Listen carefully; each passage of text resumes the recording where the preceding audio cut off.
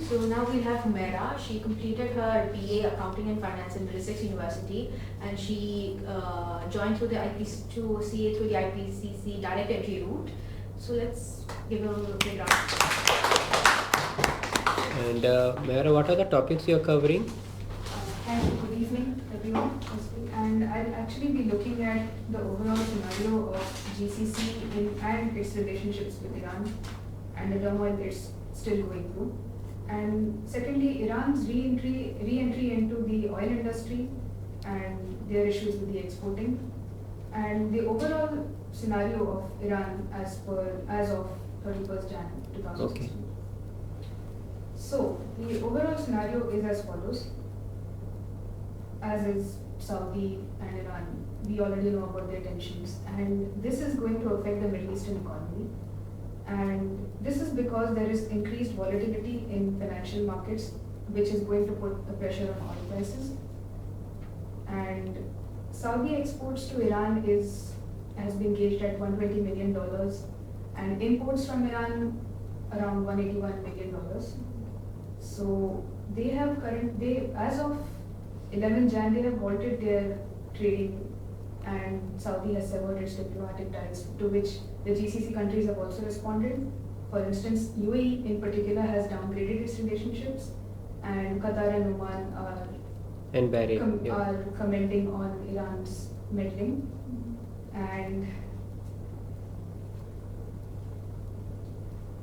Bahrain has also severed its diplomatic ties with Iran, while Kuwait has recalled its ambassador from now. Yeah.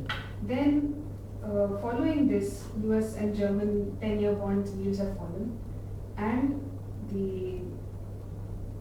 also regarding that, the Iranian nuclear deal in July has one of the main security concerns for Saudi. So, due to which Saudi has severed its ties. And removal of sanctions will also let Iran add up to 500,000 barrels per day. 500,000 or more? 500,000 barrels. Yeah, per 500,000. So it is 500,000. Yes, Yeah. into its existing 2.9 million barrels per day. Okay, so it is 800,000 million barrels. Yes. No, 800,000 barrels a day. To its existing 2.9 Yeah. million barrels, yes. Yeah. And as of 15 Jan, the GCC growth forecasts have been cut, but it's been said that the region will not face recession. So UAE expected to fare, UAE in particular, because since you all are residing here, is expected to fare well by 3% as opposed to the 3.3% it did last year, which is not so much. Considering the scenario now, it's not quite a huge difference. Might be safe to say that. Then the fall in oil prices is forcing the governments, GCC governments in general, to cut their spending and raise taxes. And GCC countries are expected to reduce their budget deficits through austerity measures. Then, now we look at Iran's re-entry into the oil industry, which is problematic for most of the oil-producing countries. As stated before, Iran plans to add 500,000 barrels per day as soon as sanctions are lifted. This announcement comes along with the announcement that oil prices are already below At the $30 low, yeah. per barrel. So, Iran also plans to further increase its production up to 1 million and eventually go up to the 3.4 million that within 6 to 7 months that they initially had before the sanctions were actually So tried. the price fall will happen further in the oil sector. Okay, next. And however, they still need, since they have re-entered the market, they still need 30 to 50 billion dollars of investment, and it's a huge investment. So their main task would therefore be, as we move into the So general more finance and more investment required into Iran. So that's a Yes. positive sign. So one economy is reducing, but the other economy needs lot of money to increase its infrastructure. Yes. Okay. And while this is happening, their main task now, as of 31st Jan, was to boost confidence in the general market. Okay.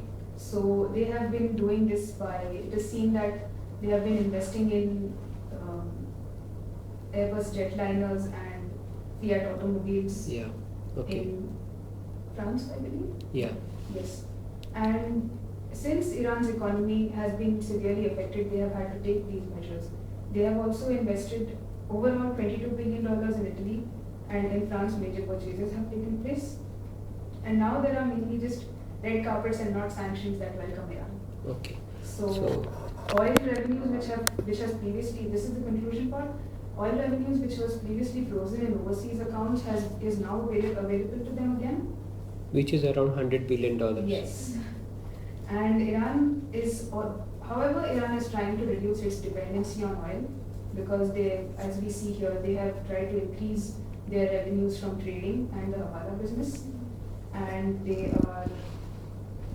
they expect a greater revenue from their exports and taxes. And even though they are taking these measures, oil revenue still remains to be a bedrock of their economy. So with that, I conclude my talk. Thank you.